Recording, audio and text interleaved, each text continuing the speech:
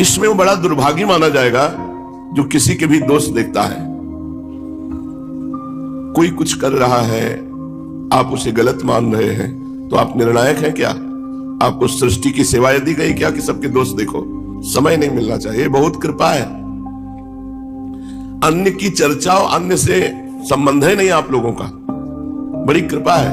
अब अगर आपस में बैठकर गंदगी करो अंतःकरण की तो बात अलग है। नहीं, आप लोगों की दिनचर्या भगवान ने ऐसी बना दी है कि 1 मिनट का टाइम ही नहीं किसी के विषय में सोचने का। इतना थक जाओ कि सो जाओ, जगो तो फिर सेवा। इतनी सेवा है कि अपने पास समय नहीं। ऐसा ही जीवन होना चाहिए। पूज्य पंडित दया प्रसाद जी की वाणी में पीछे कि आपकी दिनचर्या इतनी बिजी होनी चाहिए कि 1 मिनट भी खाली नहीं होना चाहिए। तो जो ऐसे घूमते रहते हैं वो एक दूसरे की निंदा करते हैं, एक दूसरे के दोष दर्शन करते हैं, दुर्भागी है। और कहते हैं ऐसे मूर्ख लोग जो दूसरे की निंदा करते हैं, हमारे प्राण संकट में तो भी मैं ऐसे के दर्शन नहीं करना चाहूंगा। इनके दर्शन कर लियो प्राण बच जाएंगे, तो प्राण निकल जाए, पर ऐसे नीच पुरुषों का दर्शन ना हो जो दूसरों की निंदा करते हैं। ये नियम बना लो, पर चर्चा नहीं करनी, वाणी का नियम बना लो, बहुत बढ़िया जीवन हो जाएगा।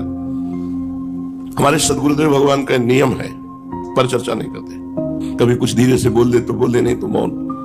पर चर्चा का ज्ञान हमको गुरु जी से ही हुआ। पर चर्चा जहां की तो किसी के गुण वर्णन होंगे या किसी के दोष वर्णन होंगे, और जो वृंदावन के दोषों को सत्य मान करके वर्णन करता है वो मूर्ख है। श्रीपाद करे प्राण संकट आने पर भी मैं ऐसे पुरुष के दर्शन नहीं करना चाहूंगा। किसी भी विषय में क्यों ना हो,